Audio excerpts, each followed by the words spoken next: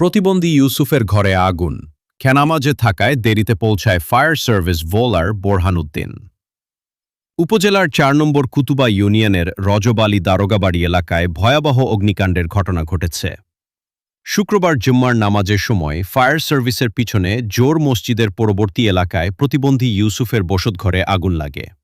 স্থানীয়দের দাবি, আগুন লাগার সময় ফায়ার সার্ভিসের বেশ কয়েকজন কর্মী জুম্মার নামাজে থাকায় ঘটনাস্থলে পৌঁছাতে কিছুটা বিলম্ব হয়।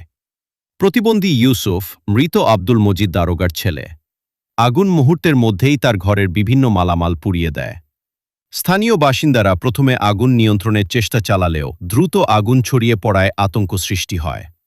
পরে ফায়ার সার্ভিসের সদস্যরা ঘটনাস্থলে এসে আগুন নিয়ন্ত্রণে আনেন। প্রাথমিকভাবে ধারণা করা হচ্ছে বৈদ্যুতিক শর্ট সার্কিট থেকে আগুনের সূত্রপাত হতে পারে।